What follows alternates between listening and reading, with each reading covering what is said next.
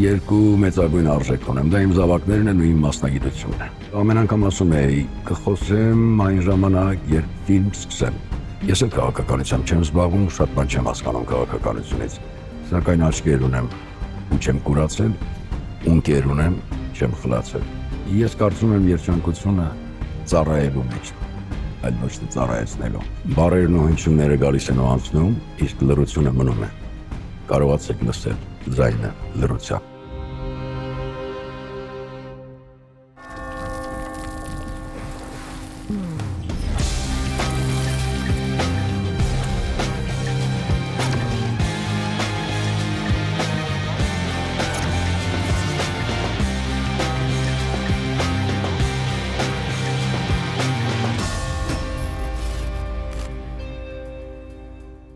Պարոն Չադրանյան, ձեր ստեղծագործական կյանքում լրջագույն դեր է ունեցել լռության թեման։ Ձայն բարբառո, լռության սիմֆոնիա, Վարդապետի լռությունը, տարբեր ֆիլմերում դուք անդրադարձել եք լռության թեմային ու տվել եք դրան շատ տարբեր ձևակերպումներ, օգտագործելով տարբեր արտահայտչամիջոցներ։ Ու եկավ մի պահ, երբ կարծես ձեր ստեղծագործության, ձեր ֆիլմերի գլխավոր հերոսը լռությունը եկավ նաև ձեր կյանք, ու դուք լռեցիք։ Ինչու որոշեցիք լռել ու որ փուլում որոշում կայացրիք դուրս գալ ակտիվ հանրային կյանքից։ Շատ ցավոտ հարց է ինձ համար, սակայն կփորձեմ հակիրճ բացատրել։ Այն պահից, երբ իմ քաղաքը, որտեղ ես ծնվել, կրթություն առել, մեծացել, հասունացել, ձևավորվել եւ միշտ համարել եմ սիրո քաղաք, միշտ թագավորել է իմ քաղաքում, Երևան քաղաքում, իմ երկրում սերն ու հանդուրժողականությունը։ Եկավ մի պահ, որ սերը փոխարինվեց ատելությամբ եւ անհանդուրժողականությամբ։ Խոսքը, բանավոր խոսքը կորցրեց իր արժեքը։ Եվ ես հասկացա, որ այս մթնոլորտում, ատելության մթնոլորտում իմ բանավոր խոսքը պիտի փոխեմ գրավոր խոսքի եւ այս վերջի 7 տարիների ընթացքում չանելով բեմադրություն, կինոյում նաեւ բեմադրություններ անդրադարձա գրավոր խոսքին եւ այսօր ձեզ եմ բերել այս երկու գրքերը, որտեղ իմ գրավոր խոսքն է։ Եվ այս վերջի գրքի կարգախոսը ես դրել եմ իմ ֆիլմերն են խոսում, ես չեմ լռում։ Շնորհակալ եմ անչափ։ Ինչ վերաբերում է լռությանը, այո, ինչ վերաբերում է լռությանը, երևի դա ենթագիտակցորեն, ոչ գիտակցորեն է ներթափանցել, եկել, հասել իմ վերնագրերում, ֆիլմերի, լռություն բառը որպես փիլիսոփայական կատեգորիա։ Ես հիշում եմ Մորիս Մետրելինգի իր հոդվածներից մեկում ասում էր հետևյալ միտքը. Настоящая истинная жизнь соткана из молчания. Իրական արժեքավոր կյանքը հյուսված է տեներով լռությունից։ Լռության սիմֆոնիայի հերոսը, որին մարմնավորել էր Վլադիմիր Մսերյանը, շատ հետաքրքիր միտք էր ասում։ Բառերն ու հնչյունները գալիս են ու անցնում, իսկ լռությունը մնում է։ Կարողացեք լսել ձայնը լռության։ Հավանաբար այդ ձայնը լռության, Աստծո ձայնն է, Լոգոսի ձայնն է, տիեզերքի ձայնն է, որին մենք ականջալուր չենք, եւ այն պահից, երբ 21-րդ դարի ամենամեծ հրաշքը տեղի ունեցավ, բայց նաեւ նույն տեղում նաեւ մեծագույն ճարիքը, ինտերնետը, համացանցը, մենք մեր մթնոլորտը սկսեցինք լցնել սին բառերով, որոնք այդպես էլ խոսք չդառան։ Ատելության խոսք, երբեմն ճշմարտության, սակայն ճշմարտության երկու տեսակ է լինում։ Ճշմարտություն ընդդեմ եւ ճշմարտություն հանուն։ Կարծես թե ոչ մեկ չէր ուզում ասել ճշմարտություն հանունը, այլ ասում էին միայն ճշմարտություն ընդդեմը։ Ռուսը մի լավ ասացվածք ունի, против кого дружите, ребята, ում դեմ եք ընկերություն անում։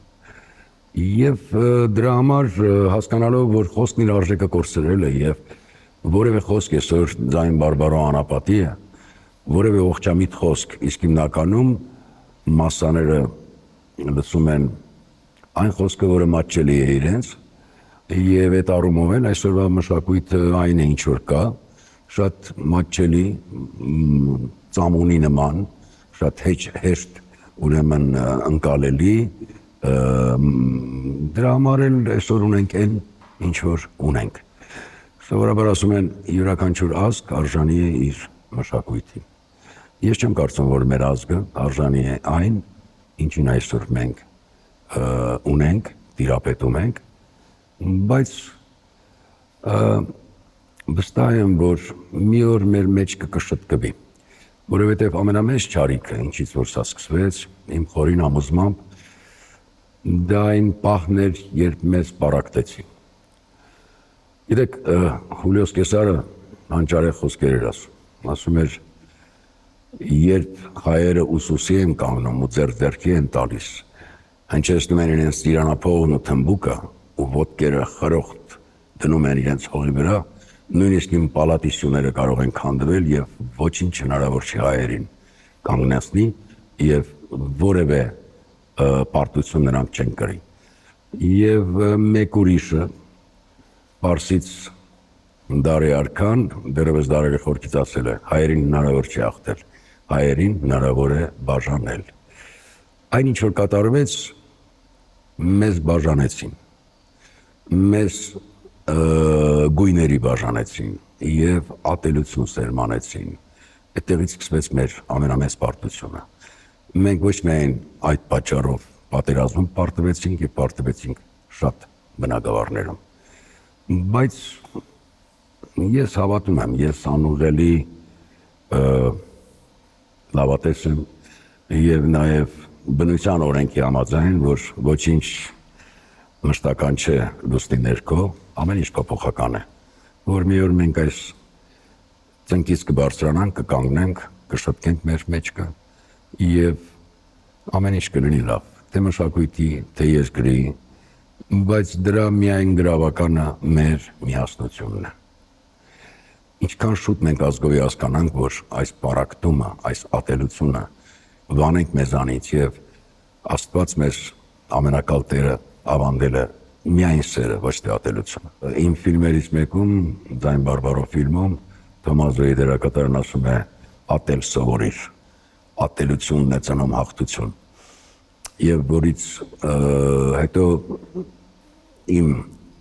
կերպարը, որը ես եմ մարմնավորում, ասում է ատելությունը չի կարող ծնել հաղթություն, միայն սերն է ծնում ամեն բան երկնից ներքո։ Հավանաբար սա էր իմ լրության գաղտնիքը եւ ամեն անգամ ասում էի կխոսեմ այն ժամանակ, երբ ֆիլմ սկսեմ, որովհետեւ ինձ համար երբևէ եթե տարիներ առաջ մեկն ասել, որ դու դադարելու ես ֆիլմ նկարելուց կամ արվեստով զբաղվելուց, ինձ համար դա ուղղակի չլսված բան էր, շատ ծանր տարա ես այս տարիները չստեղծագործելով, բացառությամբ այս երկու գրքերի, բայց հուսով եմ, որ կարծես թե ամեն ինչ գնում է կամավան Աստծո, ուրեմն դրա համար դուք էլ օգտվելով իմ խոստումից, որ եթե ֆիլմ սկսեմ այն ժամանակ խոսեմ, այսօր այդ պատճառով ես այստեղ եմ, հուսամ, որ կսկսեմ, որովհետև ես այս կյանքում երկու մեծագույն արժեք ունեմ, դա իմ զավակներն են ու իմ մասնագիտությունն է։ Ես միշտ ուսանողներին էի դա սովորեցնում, սիրեք ձեր մասնագիտությունը ու կյանքում չեք աշխատի, դուք հաճույք կստանաք։ Իմ մոտ այնպիսի տպավորություն է, բացառությամբ իմ մի քանի պաշտոնների, որ ես զբաղեցրել եմ իմ կենսագրության մեջ, մնացած ժամանակ ես կարծես չեմ աշխատել, այլ վայելել եմ այն իմ անսահման սիրած գործը, իսկ եթե դու հաճույքով ես գնում այդ գործին, ուրեմն դա միշտ ես զարմացել եմ, որ անում ես մի բան, որը սիրում ես, անսահման նվիրված ես, ու դա բավական չէ, դրա համար էլ վարձատրվում ես։ Գրքերին ու ֆիլմերին դեռ կանդրադառնանք, բայց ձեր խոսքում կա շատ խորը հոգևոր բովանդակություն։ Եվ հոգևոր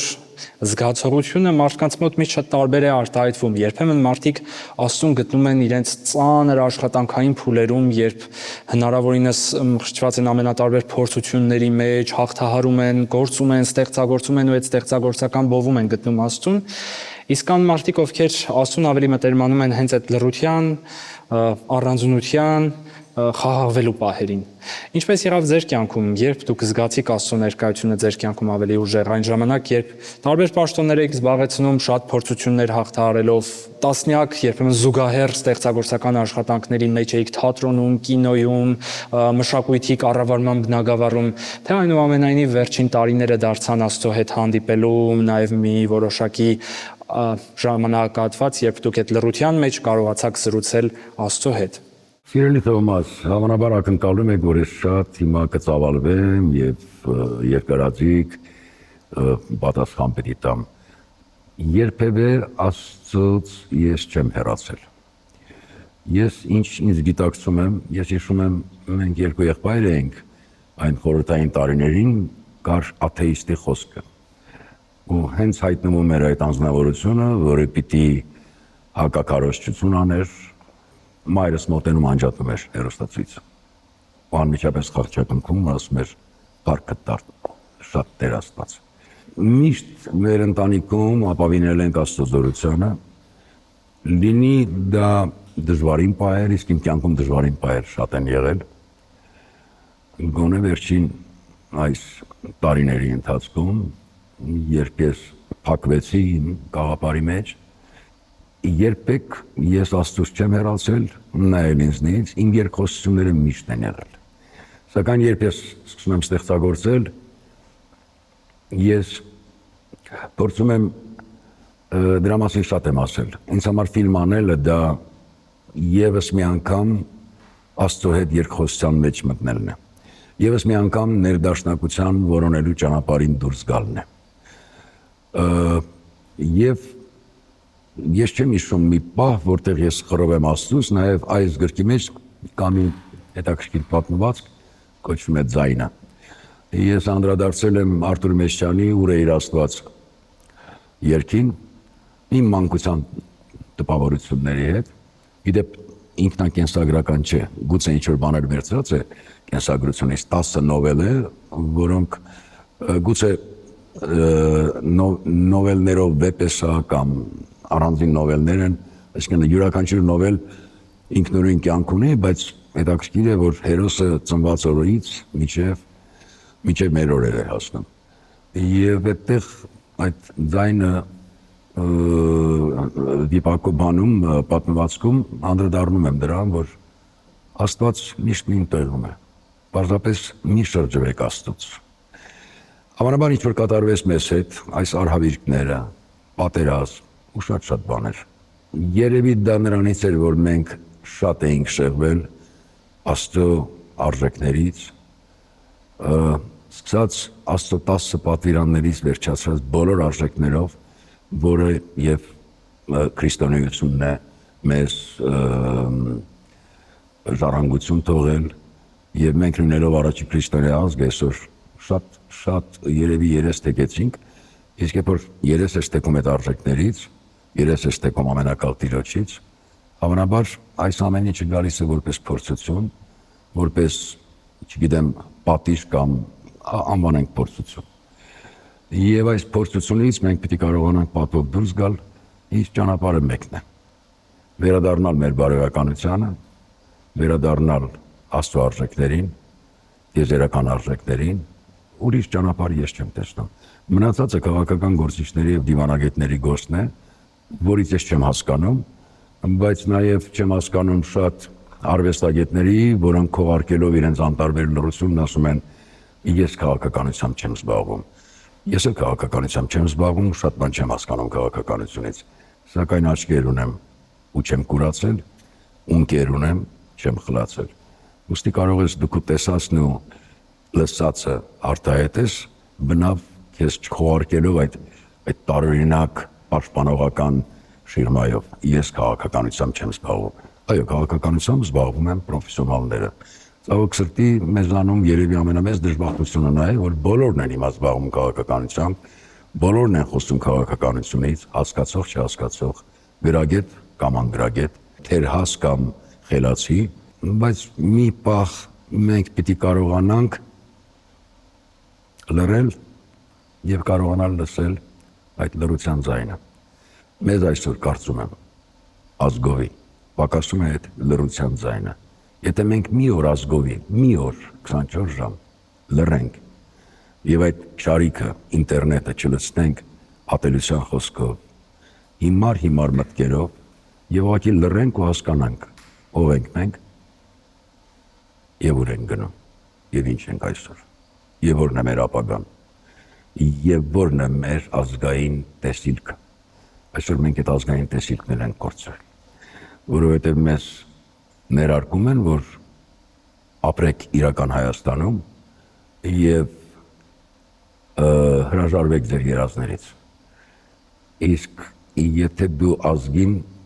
զրկես իր երազներից, իր ազգային տեսիլքից, այդ ազգը վերածվում է պարզապես սպառողի։ Հավանաբար դա էլ ձև է դառնալ առանց առաքելության, առանց միսիայի ազգ եւ դառնալ երրորդ աշխարհի երկրագնդի վրա շատ կան այդպես ազգեր, ովքեր ուղղակի ուտում, քնում են, վեր են կենում եւ բազմանում են։ Հայ ազգը ես կարծում եմ չի կարող, որտեղ մենք հոգեվոր արժեքների ազգ ենք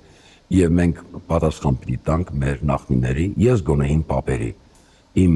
սասունցի մի պապու, իմ վասպուրականցի մյուս պապու, որը Եղեռնի զոհի մազապուր ծեղած եկել հասել են այստեղ, շատ ու շատ բաները զրկվելով, իրենց շեն տունը թողնելով այնտեղ, սակայն որևէ մեկը իրավունք չունի ինձ արգելել, որ ես իմ պատուհանից ամեն անգամ 3 բնակարան եմ ունեցել Երևանում, 3 բնակարանից էլ Արարատ լեռն երևացել է։ Ու ես ամեն անգամ դուրս եմ գալիս պատուհանի առաջ, ամեն առավոտ, խաչը կնքվում, երկինք նայում ու ասում Փառքը շատ Տեր Աստված, շնորհակալ եմ ամեն ինչի համար, ես շատ բան չունեմ, նորից եմ ասում, իմ ունեցած իմ զավակներն են, ամենամեծ գանձը որ ունեմ եւ իմ մասնագիտությունը, որով ես իմ ամբողջ գիտակցական կյանքն ապրել եմ։ Սակայն շնորհակալ եմ քեզ, այն ինչ որ տալիս ես ինձ, ինչ էլ որ չես տալիս, երևի արժանի չէ։ Սուրբ Գիրքն ասում է ամեն ինչ իր ժամանակն ունի։ Ժողովողի այդ հայտնի խոսքերը, որ այո կա լռելու ժամանակը եւ խոսելու ժամանակը եւ արևի ներքո չկա որևէ բան, որ հավերժ է, բայց միևնույն ժամանակ ամեն ինչ անդադար կրկնվում է եւ մենք ապրում ենք այդ անդադար շրջապտույտի մեջ։ Հենց այս տրամաբանությամբ դուք 2022 թվականին գրված իրականություն որոնելիս այս գրքում ասում եք կար նկարելու ժամանակը, իսկ հիմա գրելու ժամանակն է։ Ու ծնվեց այս գիրքը, որում մասնավորապես կուզեմ առանձնացնել մի նովել, որը նաև ինձ համար շատ հոգեարազատ դարձավ արդյունքում։ Միայնակ գայլը, որը դեռ նույնիսկ լույս չի տեսել, այսինքն ըստ էության։ Սա շնորհանդեսը գրքի, երկու գրքերի շնորհանդեսը, ես նախատեսում եմ դեկտեմբերի 26-ին առաջանցնելով ասեն, որ իդեպ մեր հանդիսատեսին, ովքեր որ իմ արվեստի սիրահարներն են, հրավիրում եմ բոլորին, մուտքը ազատ է, կինոյի տուն, դեկտեմբերի 26-ին լրանում է, ես կատակով ասում եմ իմ 120-ամյակը, 70 ծննդյան եւ 50 արվեստում։ Եվ այդ օրը բացի մյուս արարողակարգից ծննդյան տարեդարձի կլինի այս երկու գրքերի շնորհանդես։ Ես ուրեմն առաջանցնելով ձեզ այսօր բերեցի, որպես ինձ այս երկու գրքերը։ Այստեղ փաստորեն նովելներ են իրականություն որոնելիսը 10 նովելի ժողովածու է։ Այստեղ տարբեր ժանրերի պատմվածք, նկարված եւ չնկարված ֆիլմեր եւ սցենարներ, որոշը արդեն նկարված եւ որոշը չնկարված։ Մասնավորապես հենց միայնակ գայլը, որի սցենարը պայմանականորեն կոչվեց այլևս Օթելոն զբաղմունք չունի։ Դա Շեքսպիրյան տողերն են Օթելոյի մենախոսությունից, իսկ վիպակը, որը ես գրեցի 22-ին, հետաքրքիր է, որ նվիրված է երախտագիտությամբ, ես նվիրել եմ բոլոր դերասաններին, որոնց հետ աշխատել եմ թատրոնում եւ կինոյում իմ ստեղծագործական կյանքում։ Վիպակը պատմում է հերոսը դերասան է, որը գյուղից գալով դառնում է իրեն համար Վարան Փափազյանը լինելով որպես օրինակ, որպես ընդօրինակելու մի մեծագույն ուրեմն դերասան, տեսնելով փոքր հասակում Օթելլոյի ուրեմն դերակատարումը Սունդուկյանի թատրոնում, ուրեմն այս տղան գյուղից գալիս ընդունում է թատերական ինստիտուտ, հետագայում դառնում է մեծ Շեքսպիրյան դերերի մեծ ողբերգակ եւ շատ ծավալուն մեծ ուրեմն գործ է եւ այսօր կարծես թե ամեն ինչ գնում է դրան, որ մյուս տարի գուցե կամավանաստո եւ որոշ հովանավորների եւ պրոդյուսերների ֆինանսավորմամբ գուցեև ուրեմն մենք կարողանանք հաղթահարել, որովհետև շատ մասշտաբային ֆիլմ է, ըստի շատ կարևոր ֆիլմ է հայ կինոյի համար, նման մասշտաբի, նման ասելիքի, միայն որ մասշտաբը պատկերացնեք, հերոսի կերպարը 4 դերասան է մարմնավորելու, 7 տարեկան, 18 տարեկան, 40 տարեկան եւ արդեն 75-80-ի մոտ, երբ հերոսն արդեն ծերանոցում է եւ հենց սցենարի սկզբում մենք տեսնում ենք արտիստ, այո, ամբողջ մի ուրեմն կինո ռոման է, մասշտաբային, շատ դերակատարներով եւ ամենակարևորը, կարծես թե մեր վերջին 80 տարվա 1940 թվական հայրենական մեծ պատերազմի սկիզբ, ավարտ, ստալինյան ռեպրեսիաներ, որից հետո Խրուշչովյան ուրեմն այդ ձնհալը, օտճիպելը, որից հետո Բրեժնևյան ուրեմն այդ երկաթյա վարակույրի շրջանը, Գորբաչովյան ուրեմն պերեստրոյկան եւ գլասնեսը, անկախությունը մեր միջև մեր օրեր։ Ուրեմն նման բան ես հայ կինոյում չեմ հիշում, որ նման գրական նյութով մի ամբողջ կյանքի պատմություն լինի, որտեղ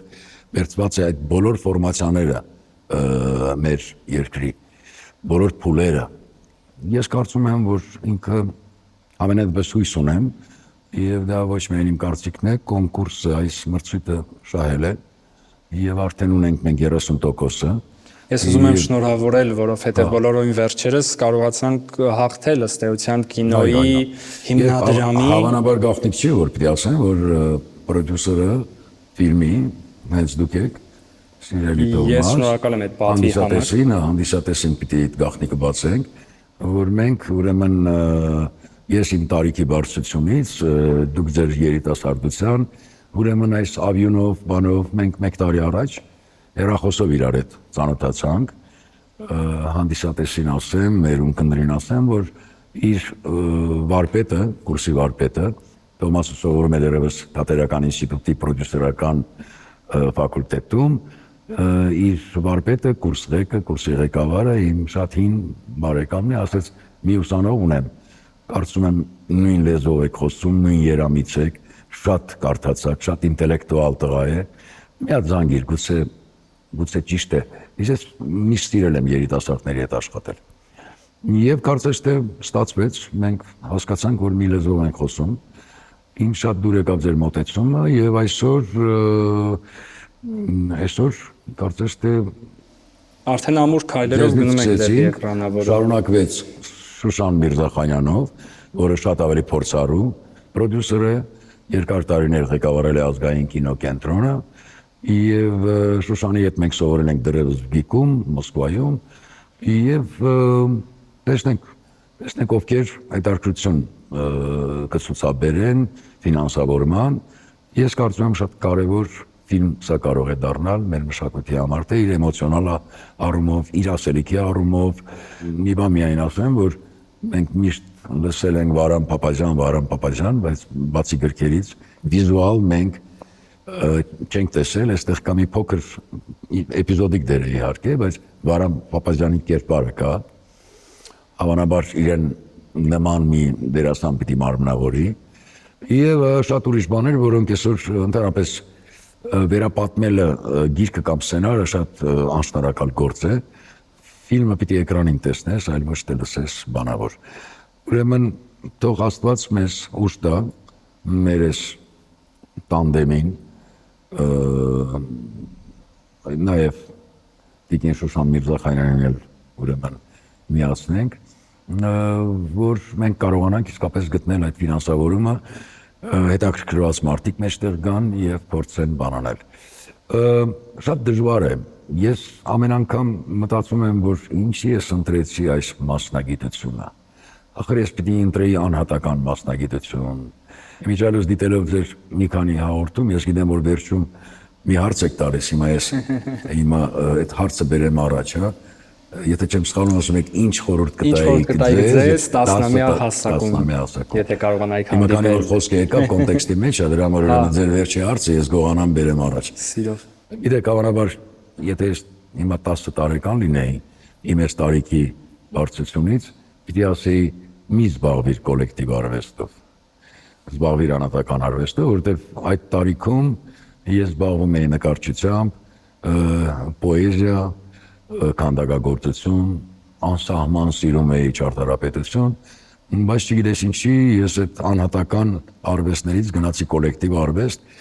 որտեղ մեծ գումարներ, մեծ ուրեմն նկարանող խումբ եւ այլն։ Իսկապես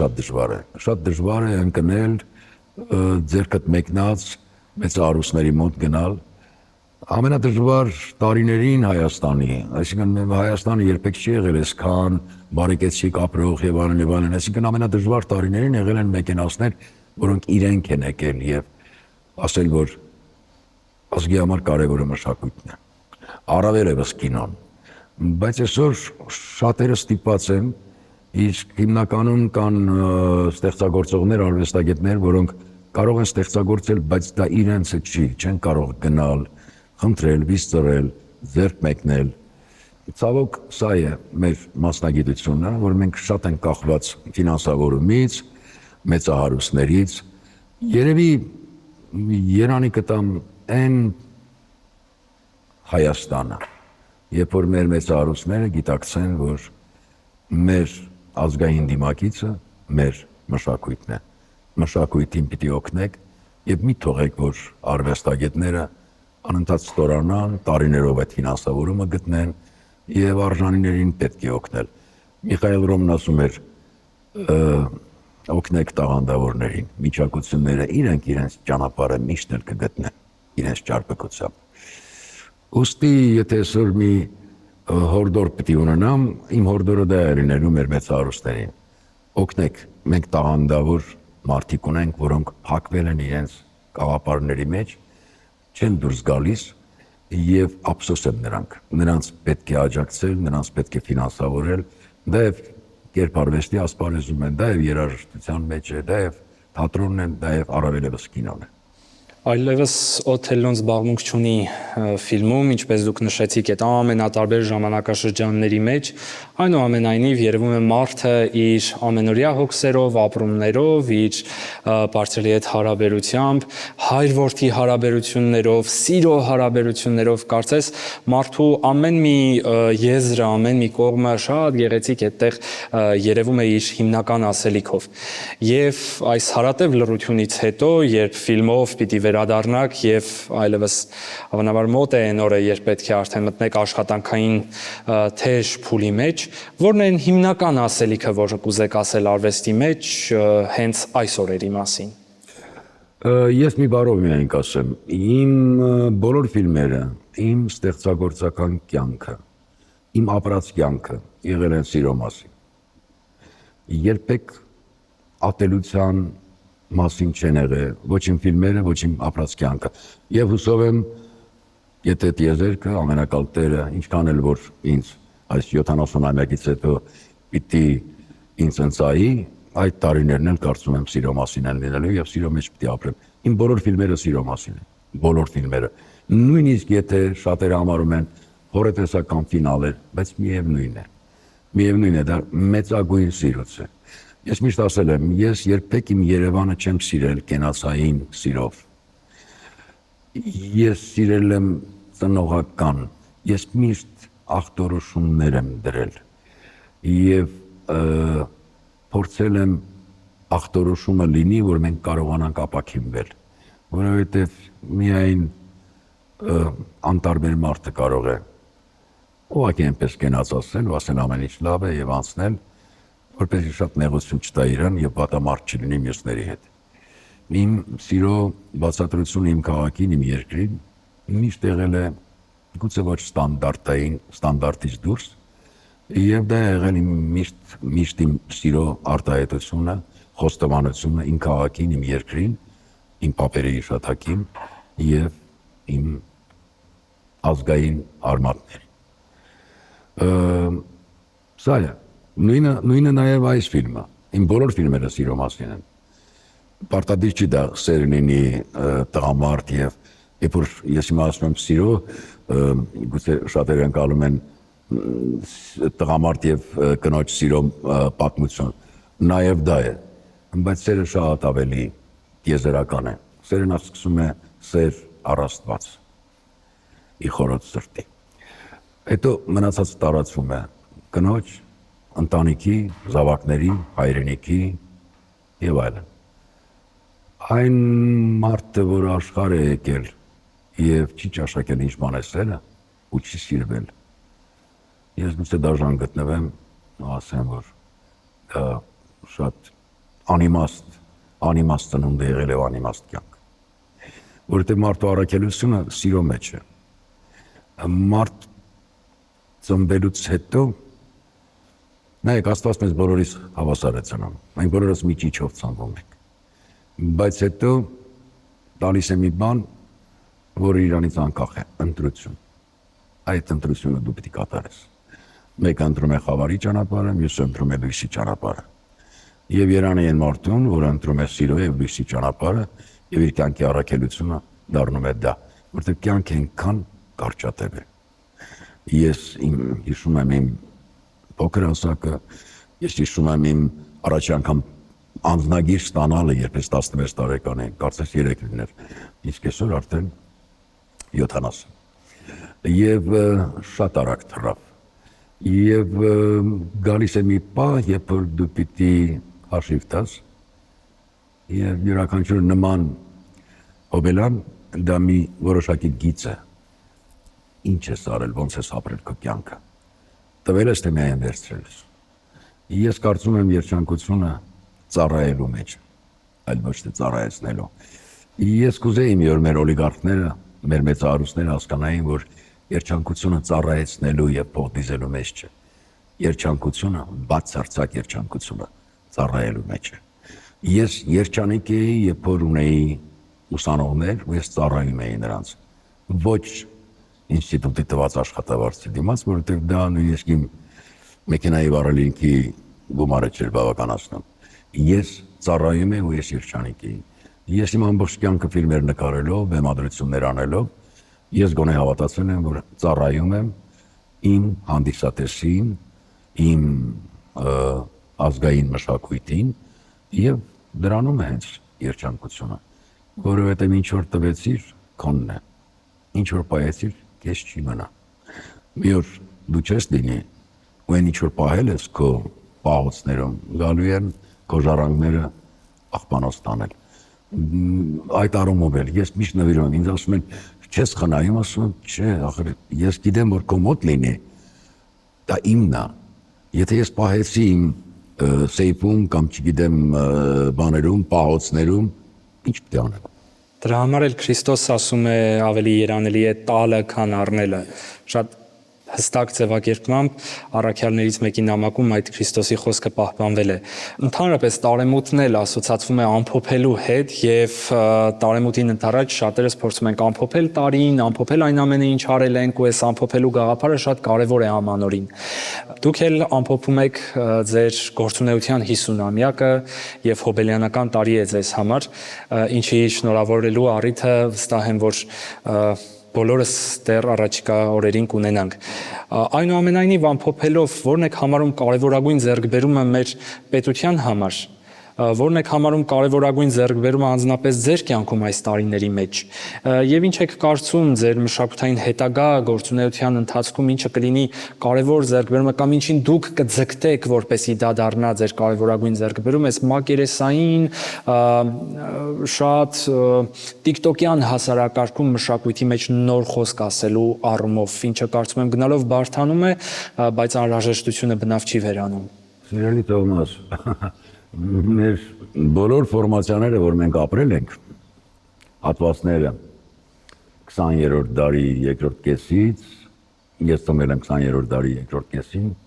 1955 թվականին, այսինքն ապրել եմ 20-րդ դարի մի ամբողջ մի կես և 21-րդ դարի արդեն 1/4։ Երբեք հեշտ չի եղել, չի եղել, հավանաբար բարեկեցության, ֆիզիկական մեր ապահովության և շատ ուրիշ առավելությունների, կրթության, այսինքն գիտեք, խորհրդային միությունը ինչ առավելություններ ուներ, սակայն ուներ մի շատ կարևոր արատ, որ մենք անկախ չէինք, և այդ տարիների ընթացքում ոչ միայն մեր ազգին, շատ այդ հանրապետությունները, որոնք մտնում էին կազմ, ստրկամտական ինչ-որ մի բան մտավ, որ այսօր կարծես թե մեզ խանգարում է, որ մենք ինքնուրույն ոչինչ չենք կարող անել, մեր փոխարեն պիտի գան անեն, կար մեծ ռուս պապան, որը մեր փոխարեն էս կաներ, այն կաներ, Չեխովը մի շատ դարքիր խոսք ունի, ասում է, я каждый день, каждый час из себя по капле выдавливаю раба։ Ես կարծում եմ, որ մեր ազգին պետք է ամեն վարքյան, կաթիլ առ կաթիլ, այն 70 տարվա ստրուկը, որ մեր մեջ մնացել է, մենք պիտի կարողանանք մեր մեջից ճզմելով դուրս հանել և հույսը չդնել որևէ մեկի վրա։ Երևի մեր մեծ պարտություններն ու դժբախտությունը եկավ այն պահից, որ մենք սովոր էինք, որ մեր փոխարեն մեկը անում է ամեն ինչ։ Մենք անդամալույց ենք, մեր փոխարեն մեկը պիտի անի։ Հետո ռուսից որոշեցինք նա պիտի անի։ Մեր փոխարեն ոչ ոք ոչինչ չի անի։ Մեր միակ ճանապարհը հույսները մեր վրա դնելն է, բայց մինչ այդ մենք պիտի կարողանանք ամենամեծ ձեռքբերումը հիմա գալով ձեր հարցին, հավանաբար կլինի նա, երբ մենք թոթափենք մեզնից այս անհանդուրժողականությունն ու ատելության խոսքն ու զգացմունքը ու հասկանանք, որ մենք բոլորս մի ազգի զավակներ ենք, մենք բոլորս մի մոր զավակներն ենք, որի անունն է Մայր Հայաստան, և կարողանանք մի բռունցք դառնալ, շատերի համար գուցե սա ուտոպիա է, ոնց ընդամենը 2-2.5 միլիոն ազգի մասին է խոսքը, որը մնացել է այստեղ, մնացած մեծ մասը 80%-ը դրսում են, թիվը քանակը կարևոր չէ, ազգերը իրենց որակով են հաղթում և կարծում եմ, որ մենք պիտի վերադառնանք մեր հոգևոր արժեքներին և մեր որակին և ի վերջո ամենակարևորը մեր հայացքները բարձրացնենք վեր ու ասենք մենք վերադառնում ենք դեպի քեզ ամենակալ Տեր Աստված մեր Հիսուս Քրիստոս և ուզում ենք միաբանվենք քո հովանու ներքո ու քո գրքում։ Երևի սա է մեր ոչ քաղաքական գործչի հորդորը, շատ քաղաքական գործիչներ ինձ կարող են համարել գեղարվեստական խոսք, բայց ոչ քաղաքական լուրջ խոսք։ Բոլոր տեսակի ռոմանտիկների խոսքը, երազանքը տարիների ընթացքում իրականանում է։ Ուրեմն թող որ այսօր ես դիտվեմ որպես ռոմանտիկ մի արվեստագետ, որը երազում է, որ իմ ազգը մի օր միաբանվի, մի բռունցք դառնա և մենք կարողանանք ոտքի կանգնել, մեջքը շտկել։ Մեր ազգը շատ բաների արժանի չէ, բայց մենք շփոթեցինք ամեն ինչ, մենք շփոթեցինք ճշմարտությունն ու սուտը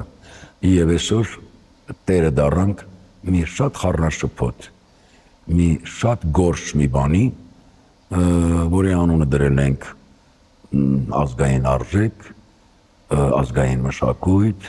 եւ շատ ուրիշ բաներ։ Ուրեմն թող Աստված մեր հետ լինի։ Թող մեր հայացքներն ու սրտերը մենք ուղենք դեպի ամենակալ Տերը։ Ես անհամբեր եմ այլևս տեսնելու ձեզ ստեղծագործական բովում ու դա Աստված, որ գալիք տարին լինի իրապես հաղթանակների, հայոց գալիք հաղթանակները իրականություն դարձնելու կարևորագույն քայլեր կերտելու այսպես մի ճանապարհ եւ վստահ եմ, որ այդ ճանապարհում կարևորագույն դեր ունի մշակույթը իր մտավորականներով, որովհետեւ դարեր շարունակ թե թարգմանչած շարժումով, թե նարեկացով ու շնորհալիով, թե Գրիգոր Տաթևացուով շատ ու շատ ճակատագրական փուլերում հենց մտավորականներն ու արվեստագետներն են կարողացել իրապես բեկում մտցնել թեկուզ եւ քաղաքական դաշտում։ Թող որ իրապես ձեր ստեղծագործական վերադարձը լինի վերադարձ դեպի մեր ինքնություն ու արժեքներ, դեպի նահապետական ու ավանդականը, որը ցավոք սրտի մենք կորցնում ենք, ինչպես ֆիլմի այլևս Օթելոն զբաղմունք չունի, ֆիլմի հերոսն էլ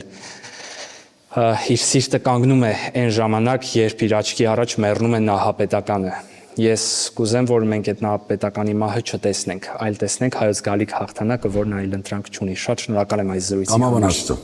Ես եմ շնորհակալ հրավերի համար եւ այս գրքերը դեզ ընծա։ Ես էլ ձեզ իմ ճանապարհ գիրքն եմ բերել։ Շատ ուրախ կլինեմ, եթե մի օր նաև ձեր գնահատականը ասեք գրքի հետ կապված։ Շնորհակալ եմ շատ։